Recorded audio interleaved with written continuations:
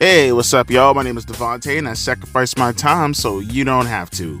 Before we get into the show, it's funny that I talked about 2 Hour Raw on the last upload. I kind of wanted to save it for this upload, but I just felt I had to touch on it just a little bit because it was the appropriate time to at least make a comparison to what can happen going forward if obviously Shockwave becomes a thing and Raw, they go to 2 hours, you condense the product, and then they get a little bit more hotter compared to what Shockwave is going to do to their company. I just felt it was appropriate to bring up at the time.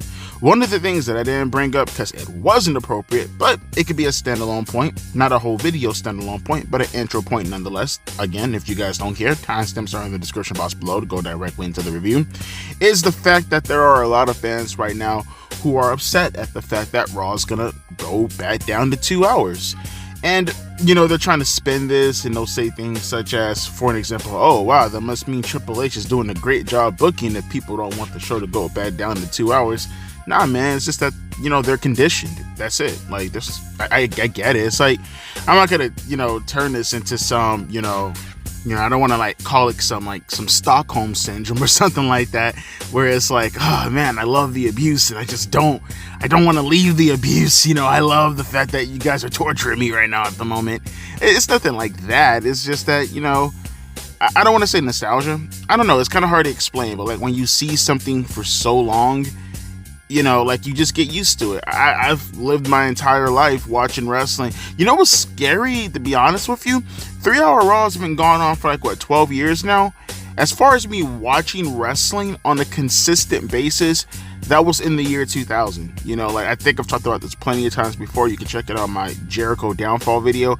I started watching wrestling, in 1996, but it was off and on going towards the year 2000. 2000 April was when I started to watch it on a weekly basis, consistently, to where we are at right now, right? That was the year 2000. And it's crazy to me to think, in reality, I've watched equal parts of Raw when it was 2 hours from 2000 to 2012 to, well, I guess now when it was 3 hours from 2012 to 2024. I've watched both, which is just fucking insane when you think about it. I've watched 3 Hour Raws more often than I've watched 2 Hour Raws. So I get it for most people. This has been a thing that they've been, if you were for an example, let's say you're 24 or 25 years old, or hell, maybe even 21 or 22 years old, and you've been watching wrestling since you were 8 to 12 years old. This is all you know. This is all you know is 3 Hours Raws. So it's not as if I don't get it from those people, but to say that it's Triple H and his booking prowess, that's fucking dumb as shit. I don't fucking agree with that at all. But at the same time, though, I want these people to understand. Don't listen to the knuckleheads. Don't listen to the knuckle-dragging fuckheads who will come to you and tell you stupid shit like, they complain about everything. All they do is complain. When these motherfuckers right here, bruh, they'll be the first ones to complain about shit when it's convenient to them. Never listen to these motherfuckers, these narcissists, these conceited, arrogant sons of bitches. They don't give a fuck about what the hell is worth complaining about when it has nothing to do with shit that they like. It's bullshit. Never listen to these people. I'm here to tell you the good things about what's going to happen when it goes back down to 2 hours. Like I touched on before about condensing the show and getting more out of what you're actually seeing and not getting any of the filler. It just feels more impactful. That's what you want in a wrestling show. Not to mention, there's a good shot that it might go back up to 3 hours and they're just doing this momentarily, right? But at the time being, nah, man, this is a good thing. This is a good thing. What you're gonna get out of all this is either shorter matches, and let's just say hypothetically you get filler. Okay, if you get filler, you'll get shorter matches and more segments, right? If you don't get filler, you're gonna get more of a concentrated show on the things that you actually like that's going on. Like I said, and I talked about this in the last upload, there are so many things going on in WWE right now that when you think about it, if they just take those core 6 or 7 things and play it out throughout the show and eliminate all the filler, you got yourselves a very, very, very, very compelling show. In reality, I think we can all agree, just looking at the content, and we'll see how it looks as time goes on, but Raw's better than SmackDown. Really, when you take away the substance, I look at it like this. SmackDown right now at the moment is the sexy girl, but she's the girl with all the surgery and all the aesthetics and the makeup and all that shit, all the fake shit, right? Right? She looks like she's like Beyonce. She's Beyonce Knowles, right? You know, she's not bad looking, but she's doing a bunch of stuff to accentuate her beauty. When in reality, you look at Raw is like, you know, like Kelly Rowland, I guess you could say, right? You know, she comes natural. She's not going to put on all the fake shit. She's not going to do this to her. Maybe a couple of tweaks. Nothing dramatic, at least compared to Beyonce. But the natural beauty, if you look at them without all the bullshit on, Kelly Rowland is better looking than Beyonce. That's just my opinion, by the way. But just saying. That's how I look at Raw and SmackDown. It's like you're being fooled with Raw. I mean, for some of the people who still think SmackDown is better, you're being fooled with Raw as far as all the filler and all the bullshit, and you have SmackDown where it's like there's no filler and no bullshit. They're just condensed to 2 hours, so it's just a better experience when it comes to watching wrestling. But when the time comes and you take away all that bullshit from Raw, like a town boy dressed in boy clothes, when in reality you take it away from them, they look beautiful as fuck. At that point, Raw's going to start cooking. Trust me, you're going to want 2 hours. You may think right now it's a bad thing because you're just conditioned to watch the show this long. It's a lot better with 2 hours. Trust me. But with that being said, let's get directly into the Dynamite review. Holy shit, that lack of a pop that Lio Rush got. And I swear they thought he was going to get a bigger pop. He probably thought he was going to get a bigger pop. I was just about to insult Jack Perry about looking like a goofy motherfucker coming in all this black shit. Because he's been doing this for the past couple of months now, this whole scapegoat shit. I think it's lame as fuck, honestly. I don't take him seriously. I don't take the aesthetic of what he's trying to put across for us to look at in order to find him believable to be this dark character. I think he's goofy as fuck. And right before I was gonna insult him, this even goofier motherfucker comes out of the way and he starts strolling inside the ring and he's like trying to do a little pimp strut, and it's like this dude's a goofier motherfucker, bro. What the fuck with that nappy ass head? Nah, but real talk though, man. Look, with Lio Rush, it's one of those things where it's like, I don't know, bro. Like you come and then you go and then you come and then you go and then you come and then you go and then you come and then you go. After a minute, no one really gives a fuck. I mean, and hell, even then, when you were still here and you weren't coming and going like you know, were doing to your kids, I don't know, you are black, so I don't know, call me crazy, but it just seems like one of those things where it's like, you do it so fucking often, people just lose their luster as far as giving a shit for you if they even gave a shit for you to begin with. But that's not what I want to talk about, because this match is going to go on as it's happening right now in front of my face. Right? We had the opener, right? So they're recapping everything that happened at All Out. Jon Moxley, he's giving this monologue, like this speech about how everything went down and how he didn't want it to do it to Bryan Danielson, how they had a mission, how they were going to make the wrestling world a better place, to leave a legacy behind them. And look, all that's fine and dandy. All that's good, but check it out, AEW Bray Wyatt. You talk all that shit, but are you going to be able to back it up? Because the problem with guys like Jon Moxley, again, I call him AEW Bray Wyatt. We can start calling him if you want to call him John Wyatt, that's fine also. I mean, he sounds like a fucking cowboy if you say it like that, but that's cool. We can go with that. John Wyatt. The problem with John Wyatt is essentially the same problem he had in WWE. Also, I mean, it's too, you can argue maybe to a lesser degree in WWE, because at least he was given multiple segments in order to get his point across, versus in, you know, AEW, you can only do so much and you get one segment and it doesn't really have that effect that it should be longer lasting, because again, it's only one fucking segment and then you tend to, like, you know, forget about it throughout the goddamn night unless it happens in the conclusion. But then you complain about that also, at least I do, because when you build up to the fucking conclusion, you lose all muster because there was nothing to get you satisfied to come up to the conclusion to begin with, because there was no build. I digress. I'm losing my mind right now. Sorry. Getting back to what I was saying, because I was in a happy place somewhat, okay? Let's just pretend I'm not taking codeine right now. When you talk all this shit and you give these mission statements, I would assume that you can be able to back up what the hell you say. To, not even to, like, you know, a degree where it's like it's barely effective. The barely effectiveness should come when your run starts to wind down. Right now, it should be nothing but establishing yourself. So all this rhetoric, all this dark rhetoric about I had to do what I had to do to take you out. We were boys. We were friends. You were my boss. You were my mentor. All this other shit. Steven Regal, he liked you more than he liked me. That's all fine and dandy. But what the fuck are you going to do to back it up? What is the plan as far as going forward in regards to what you're going to do to back that up? Until I see that, all this little monologue, whoop-de-dip-de, I'm dark, look at me, I'm Jon Moxley, I'ma twist my head and turn my body counterclockwise a couple times to show you that I'm super eccentric. Let me cock my head to the right, and then I'm gonna smooth back to the left, and I'm gonna twist my head left to the right again, looking all suspect and shit. But in reality, I ain't suspect. Never mind the times you see me making out with guys. That's another different story. True story, by the way. I've used it in a couple of thumbnails just to illustrate how fucking lame this guy is and gay. Super gay, sus as fuck, like fucking main sus, losing the sauce again.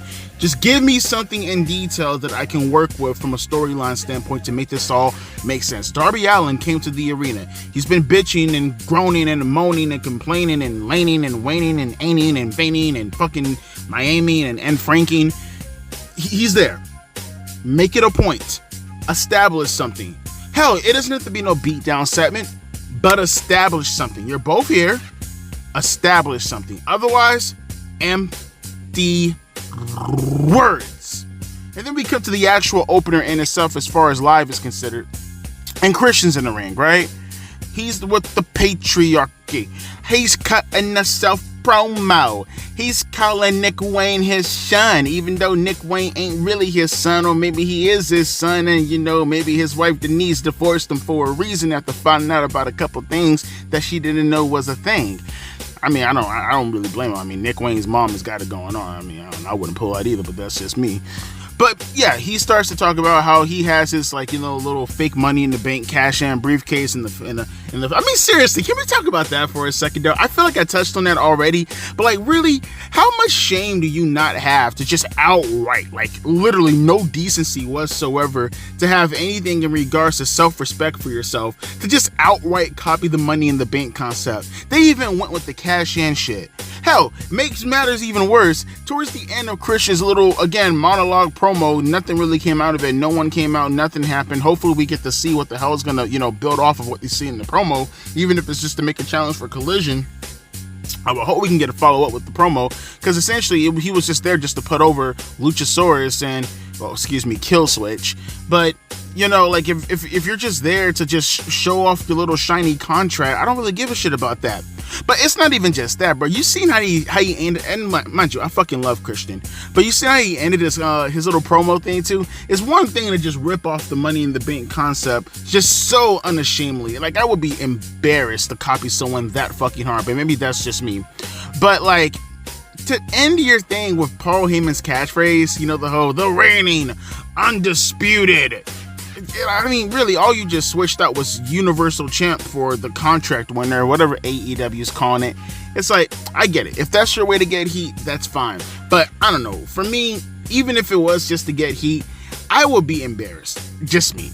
I would be embarrassed. So just copy someone that fucking hard, to copy just the entire not even aesthetic, just the outright circumstances, situation, how it's set up of the fucking Money in the Bank briefcase is just fucking insane to me. Which, by the way, they're doing another Casino Battle Royal again tonight, this time for the Tag Team Championship belts, when Will Ospreay is going to be teaming up with Kyle Fletcher.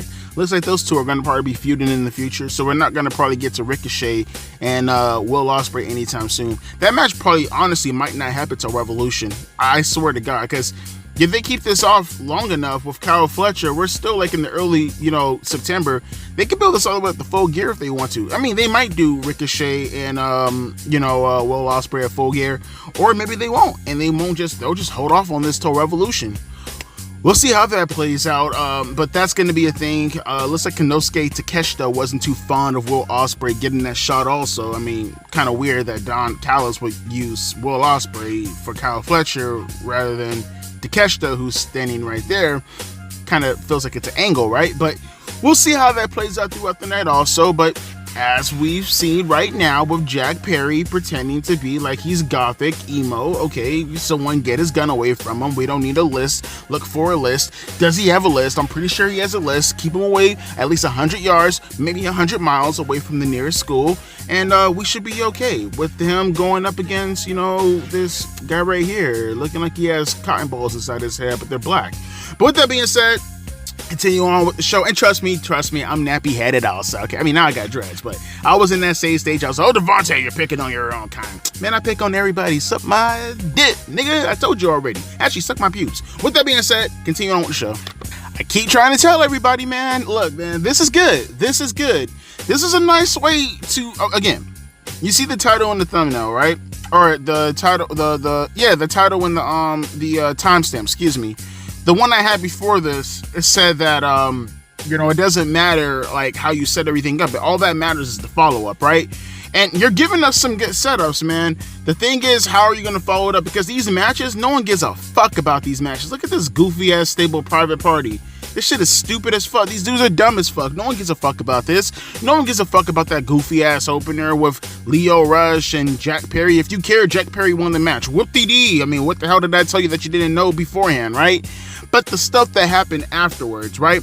That's what matters, right? Hell, even with Jack Perry leaving the ring, I think he's goofy as fuck, but leaving the ring and then, cutting that little subliminal promo when he was saying, what'd he say? I'm not speaking verbatim here, but he was saying something on the lines of they crucify you for you to come back in the next night redeemed, I guess. Something on the lines of that. You have to be crucified first to be rejoiced or redeemed or whatever. Okay, I don't care. But even that little small thing was a hell of a... That one little line was better than his entire fucking match that just happened right here with Lio Rush, because no one cares. No one cares. Matches, at the end of the day, mean jack shit. Oh, look at this. Jon Moxley and the rest of the BCC are beating the crap out of Private Party. This is a good thing. This is a beautiful thing. This is what I like to see. Okay, let me come back, okay? Because I feel like they're about to cut a promo right now, and I have to talk about this. So we'll get back. Hang on for a second. Okay, that was good. That was good. And I'm going to assume they're going to have a follow-up segment because Darby is here tonight. Boom, that's all I asked for. And it's funny because whenever the AEW fanboys get mad at me and they say things like compliment AEW, you're a hater for AEW. It's not as if I don't talk about or let me say it this way. It's not as if I don't outline what I want to see in my professional wrestling. Whether you're listening to my retro reviews, whether you hear my thoughts on professional wrestling in general today, whether you hear about the things that I call bad and you hear about the things that I call good. It's not as if I hide the ball as far as what I want to see in my professional wrestling. Some of you who claim that I'm a hater, you ask me outright what I want to see in my professional wrestling, and I tell you, and I don't have the ball, and I'll tell you again because it's not that fucking hard. My priorities when it comes to professional wrestling is linear storytelling, character, and reason. That's it. Linear storytelling, give me something to focus on from point A to point B. The characters, make sure that they're interesting who are participating within the story, and reason. What are we doing here? What is the end goal? Why are you doing this? That's all I care for. Do that on a wrestling show, and the matches I care about instantly. And then the moves I get invested in because there's a purpose behind it. Like I said 1,000,001 fucking times, there's a difference when playing a video game when all you do is play exhibition mode. Fine, that's cool. Free will, do whatever I want. But there's something cohesive that I want in order to sink my teeth into, in order to engage with whatever product. Doesn't matter what it is. We're saying professional wrestling. It could be video games, like I said beforehand. It could be music. I don't want to just hear some fucking rah bullshit all fucking day. That's why I don't like rap music nowadays, period. I want something more cohesive as far as lyrical content is considered. What's the effectiveness of the beat that's coinciding with the lyrics? What is the message behind the beat that's coinciding with the lyrics that's giving you the overall package and the aesthetic? And by the way, that's what makes me want to engage and follow an artist. All these things is just human nature. I don't understand why AEW fanboys or wrestling fans in general who get so offended whenever you talk about how professional wrestling comes across. How the fuck it doesn't sink into their damn head? It's not that fucking hard. And let me tell you something else. You've been ingrained, you've been embedded in your mind this shitty content of professional wrestling today. So you don't know any better. You don't know what the hell is good. And then when you actually get good, we all get happy because we are satisfied as older professionals professional wrestling fans who all we really want is competence within professional wrestling, and you not understanding what the fuck competence is, you get the very best of the product that you already like, that you complain about others not liking, and then everybody fucking wins. But of course, whenever this shit is being said, and whenever you're talking about the product in the manner, they get offended off rip. But look at this shit right here that happened with the Blackpool Combat Club. No one gave a fuck about Private Party. No one gives a fuck about Private Party. No one wants to see Private Party wrestle. They gave us this instead. The Blackpool Combat Club going out there, taking care of business, beating people asses. That's what we want to see in the end of the day. And then afterwards, when it was all said and done, Pac picked up the microphone. He let it be known that we want to dominate in this company. That's it. This company is ours. That's it. It's a follow-up from what they were doing in the opener. And seeing Darby Allin coming into the arena, Jon Moxley is not going to most likely, I'm going to presume they're going to have an encounter tonight. That's 3 segments. 3 segments. That's all I asked for. That's how you set the pace for a stable. It's not that fucking difficult. And right now, looking at the Jericho Appreciation Society, nothing of substance is probably being said right now, so I don't care. But kind of reverting back a little tiny bit, let's talk about him and Adam Page. Something else. Hopefully we get more out of this too. You had Renee Pattycake giving him an interview, right? Essentially saying like, what the hell, this, that, and he was essentially saying, you know, with Swerve Strickland, it didn't matter. It could have been 1,000 homes, and if people lived in those homes, and he once lived in those homes, those shits would have been burnt to the ground also. And while he's cutting his promo, he's looking at everybody. He's like, everyone who is in my way and my path to go beat the shit out of Swerve Strickland, they're gonna get hurt. And he's attacking one person backstage. He's mean mugging a bunch of people. He's easing up a bunch of people. Eventually, he comes face to face with Jeff Jarrett. Jeff Jarrett tells him, you know, eventually, because everybody has to go through that, you're eventually going to have to look yourself in the mirror, and you're going to have to face all the things that you've done, and you're going to feel remorse. Doesn't matter this dark aesthetic that you're putting across right now. Every wrestler goes through what you're going through right now, and eventually, they have to look themselves in the mirror. Heyman didn't take appreciation of that, and he beat the fuck out of Jeff Jarrett. So, again, I still think the end result is Jeff Jarrett joining forces with Heyman Adam Page. Maybe it won't be the case, but I still feel that's the end goal in the end of the day. But we'll see how it's going to play out. Like I said, Swerve Strickland's probably going to be gone for the next couple of weeks, maybe even a couple of months. He's on the hiatus. He's taking a vacation. So this is all for Heyman Adam Page to kind of just take what he's been building up in regards to momentum since the Swerve Strickland stuff, and he can, you know, approach other feuds, approach other wrestlers in a different manner. I don't think they're going to come back to Swerve Strickland. I'm not sure. I mean, they haven't really given a stipulation. There might be another match between the two where it's like this is the final one. I don't know. But what I can tell you right now is that everybody seems like they're pissed off at somebody. Everybody is angry. Everybody is pissed off. Kind of gives you a 97 attitude they're feeling when everybody is just fucking mad. I like that. I like everybody being pissed off about something. But like I said, in the end of the day, it's not about what you're talking about. It's about what you're going to follow up with. So far, they're doing a decent job. This show's been okay so far. I like this show so far. I want to see more of what the hell has been going on throughout the night and building upon that. Right now, we're getting Ricochet and I guess the returning Sammy Guevara, because I haven't seen him in months. I've heard he's been in ROH, so nice to see him back, I guess. I really don't give a shit. He looks so suspect. Jesus Christ. But yeah, with that being said, Ricochet, Sammy Guevara coming up right now. Alright, nothing really special about this match in my opinion. I mean, just two guys going out there, just wrestling. Nothing really in particular that really catches your attention. At least not to me. I know some AEW hardcore wrestling fans may be into this. The lack of selling and, you know, the bullshit, I just don't care. I mean, as long as Will Ospreay and Ricochet have a cohesive story to be tied into, I can somewhat stomach the bullshit that I know that they're gonna be doing when their match inevitably happens. It's just one of those deals where it's like, you know, you see Sammy Guevara and Ricochet, and then they start going out to the ring, and that's fine, but then, like, you start going up towards the entrance ramp, and you undermine the referee, and you do stupid shit that's completely unnecessary for essentially nothing more than a filler match, just to give Ricochet some wins as an excuse storyline-wise to go up against Will Ospreay, and obviously Ricochet won the match. Really, I can't tell you in particular what they did that I really found really compelling. It's not as if it was a bad match. It's just that, I said it once and I'll say it again. When there's legitimately no, when there's no tie-in, you know, I understand that this is to build up to Will Ospreay, But this in itself does not have a story, right? It's just the outlier of a story. I just don't care. It's just an exhibition match in the end of the day.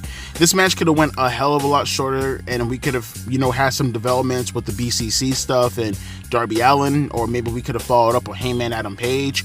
I would have much preferred something like that, you know what I mean? But it is what it is. We wasted our time and gave this match what it felt like at least 15 minutes. That's what it felt like to me. I mean, it went through a commercial break, for God's sakes. Would have appreciated if you would have kind of take that time and put it towards other storylines. But hey, as long as you don't do it anymore tonight, we're all good. They're probably going to do it, throughout the night again, though. But it comes with the territory with AEW, right? But then after the match, you had this Mortos guy give him a gore. That wasn't a spear. That was a fucking gore. Gore the fucking shit out of Ricochet. And then, mind you, this is after Ricochet hit his new finisher, the Vertigo, which is just Devon's old finisher, his little reverse.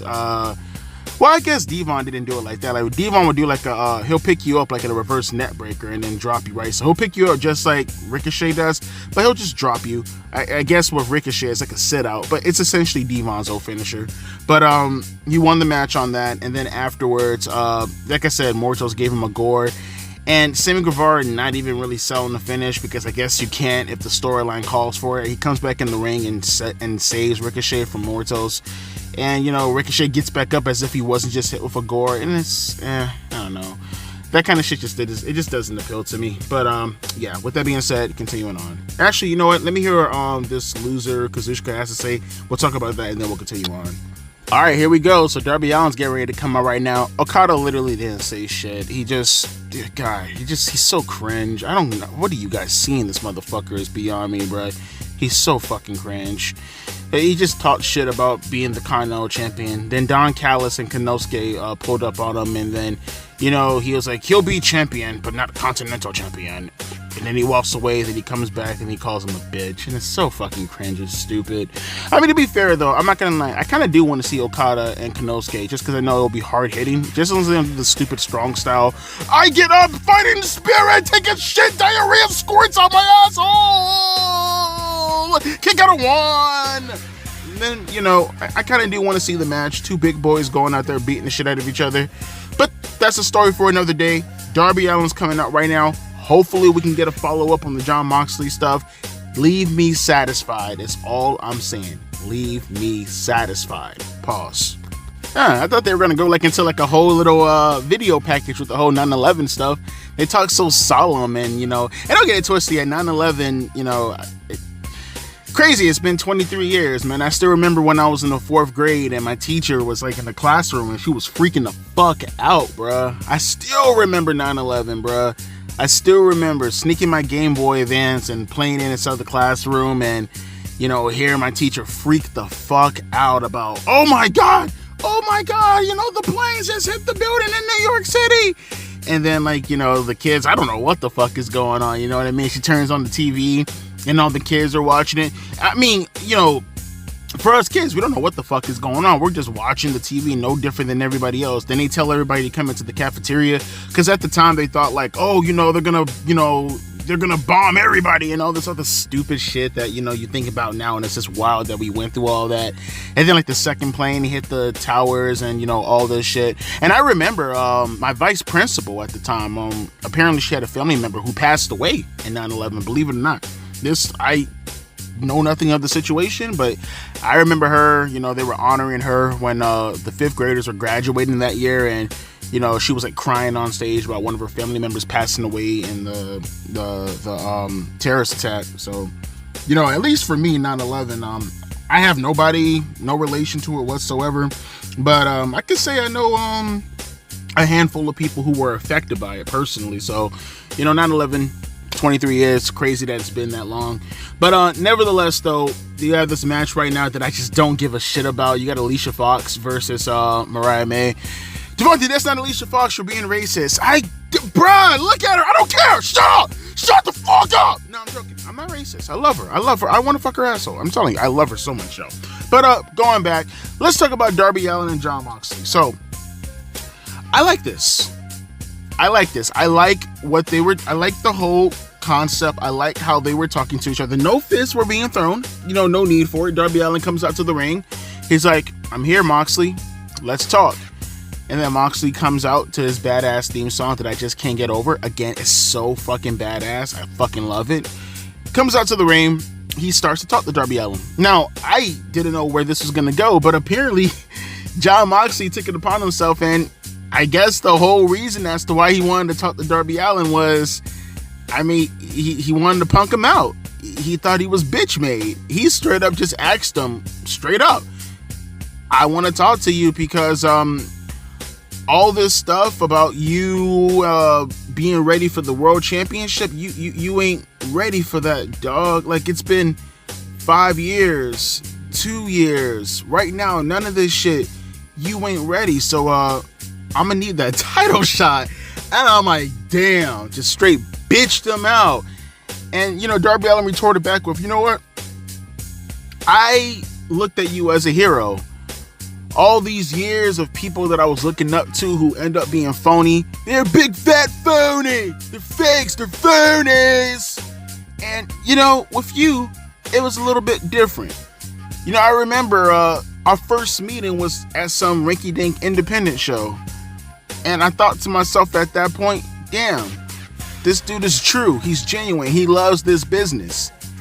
And, when you have family, true family, you want to hold on to that as much as possible, because he started talking about previously about how he was homeless, he was a dishwasher, how all his possessions can fit inside the trunk of a car for how little he owned, and he didn't have any family.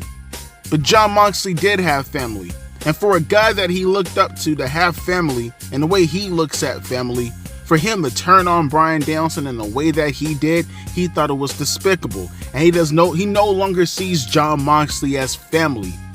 Sees him as a coward, essentially. And he told him, you want my title shot? You're gonna have to earn it.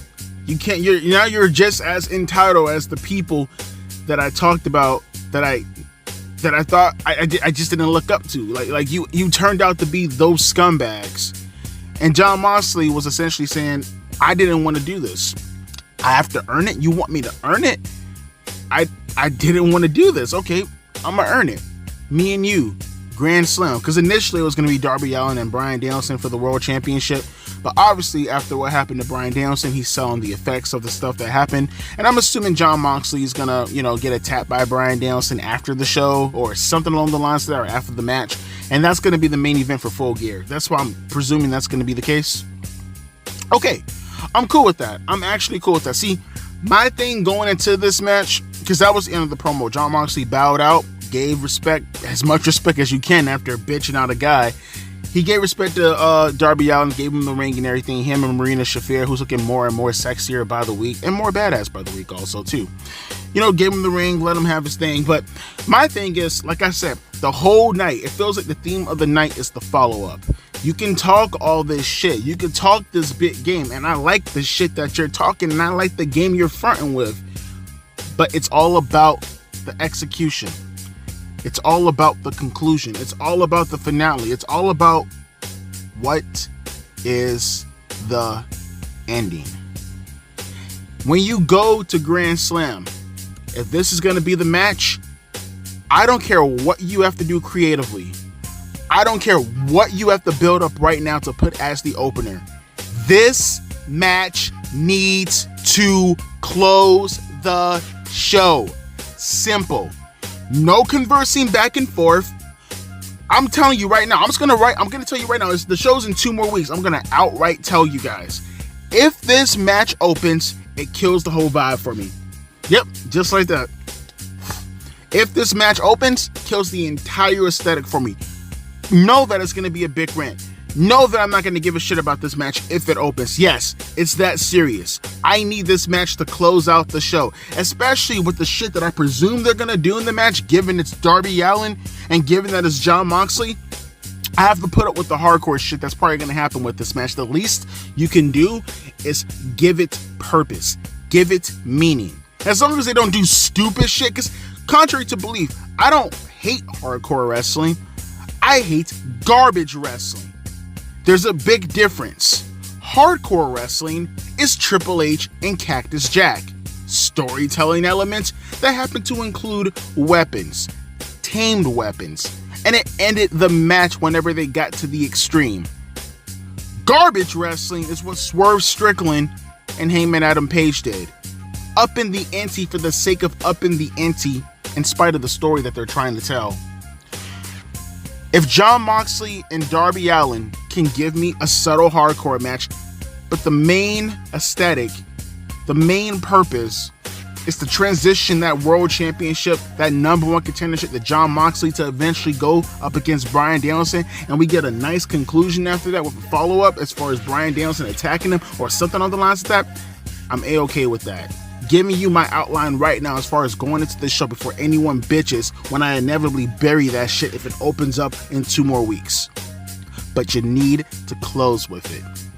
You build it up like this. I'm looking at my TV right now and they have a graphic up right now about Darby Allin and Jon Moxley. You need to close with it. If you can't even do it that much respect, then don't expect me to give it respect. But with that being said, continuing on with the show, no way I'm finna review Alicia Fox versus Mariah May. So we'll go on to the next segment, if you will. So I won't make this too long in regards to this segment right here because I didn't give a fuck about this match. I guess the whole point behind this was that Orange Cassidy fucked up Jericho's jacket a couple of years ago. We talked about that last week. And he got his jacket back, and in the process he stole Orange Cassidy's book bag, and he seen a picture of the best friends inside there. This was so stupid. No one gives a fuck about this. And then this right here, bruh. So not only are you copying WWE again, you're doing it to a lesser degree, and it doesn't really make sense, the reaction that Jericho has. This is so stupid. So while he's digging through Orange Cassidy's book bag and talking about the stuff that he has in his book bag and how he wants his money for the jacket that he currently has in his possession that Orange Cassidy ruined over 4 years ago, Orange Cassidy pops up on the big screen, right? And now comes the rest of the conglomerate. They have a forklift, and inside the forklift is a bunch of change because Jericho wants his money back.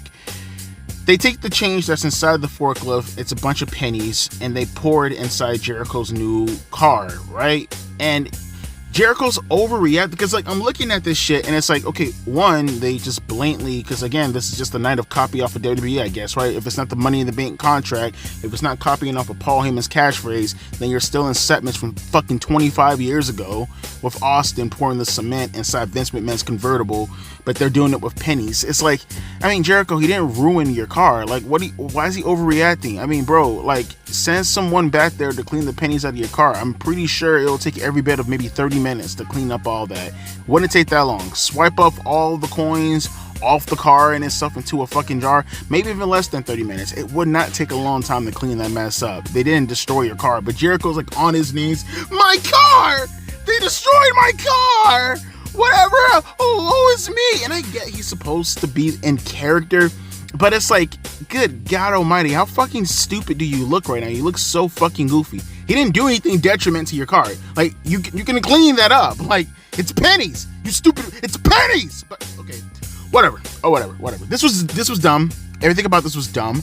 And I think I've talked about this for 2 minutes, and that's 2 minutes of my life that I will not be getting back in 2 minutes. That's 2 minutes more than I should be talking about this. So if you don't mind, next segment, okay, let's go. Okay, so the show's over with right now. We got a couple things we have to talk about for a moment. So first and foremost, I don't care how anyone feels about this. I talked about this when I touched on it during my All-In review. You may have your own perspective.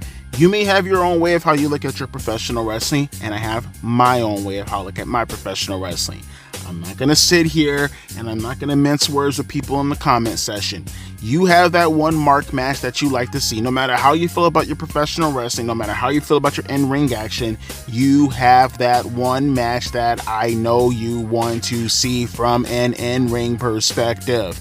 Me, personally, obviously this can never happen because, well, one half of this person is no longer with us. My dream match currently at the moment that I would love to see, personally speaking, is Chris Benoit versus Bryan Danielson. That's a dream match that I know will never occur for obvious reason, but it is what it is, right? Right now at the moment, how do I put this? I'm a ginormous fan of world-class wrestling.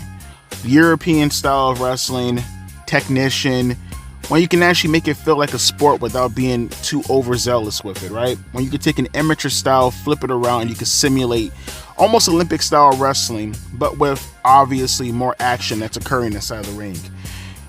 I am a huge diehard fan of Nigel Mcguiness and Bryan Danielson matches. One of my favorite matches of all time is their 2 out of 3 falls match. To see Nigel being able to get back in the ring and go up against Bryan Danielson is something that I didn't know was going to ever happen ever again. For me personally, this is 15 years in the making, damn near. And yeah, I am probably the only person on this entire video who is hyped as fuck to see this match, but I am absolutely hyped as fuck to see this match, and I don't give a fuck what anyone thinks about how I motherfucking feel. Nigel Mcguiness came out to the ring, cut a promo, essentially said that Tony Khan gave him everything in the world, every right to go up against Bryan Danielson coming up at Grand Slam. And also, this kind of gives me a little bit hope, because it's like, okay, you know, there's a potential that no matter how much I want to see this match, Moxley and Allen should absolutely main event that show. So I'm thinking and I'm hoping that maybe Bryan Danielson, especially if he's going to play a part in Moxley and Allen, I'm assuming and I'm hoping that Danielson and Mcguiness opens up, Grand Slam, and or they might even open up with the tag team match, because we'll talk about that in a minute. But there are multiple things that can open up the show without having to harm the integrity of the implications for the World Championship match, being obviously the winner of Allen versus Moxley. So that's twofold, and I'm happy that this match is going to occur.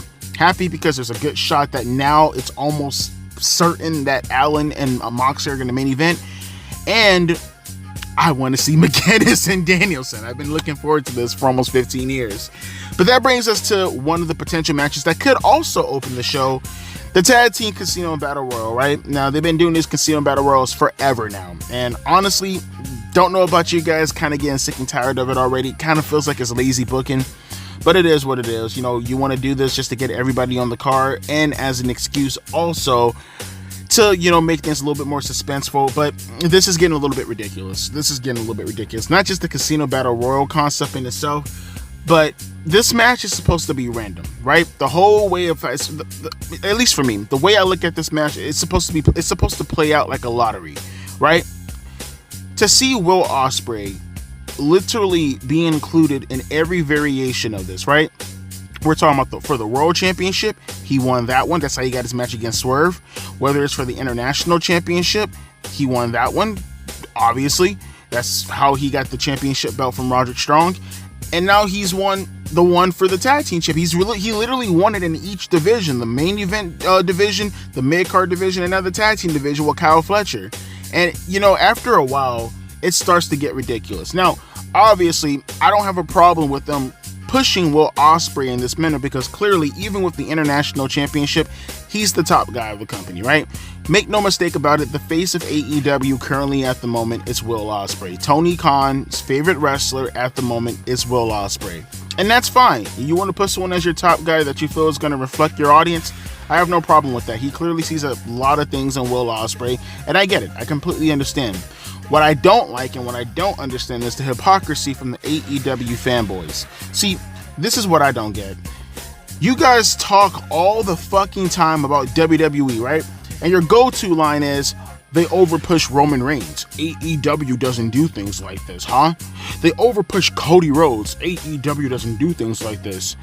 I will even say that some of the last fans, or the last fans who now are AEW fanboys exclusively, who were once WWE fanboys, one of the reasons why they didn't watch WWE anymore is because of John Cena and how much he was pushed on everybody's throats.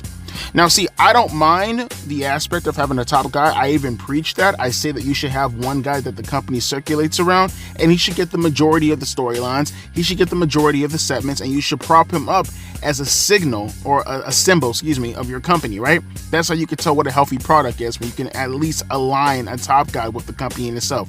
It's been happening throughout the years. In no way, shape, in hell am I comparing them. I'm just giving an example. It happened with Hogan. It happened with Rock. It happened with Austin. It happened with Cena, and it's currently happening with Roman Reigns. I don't mind that. What I don't mind, though, is the amount of people who go after WWE for the same thing that Will Ospreay right now is going through.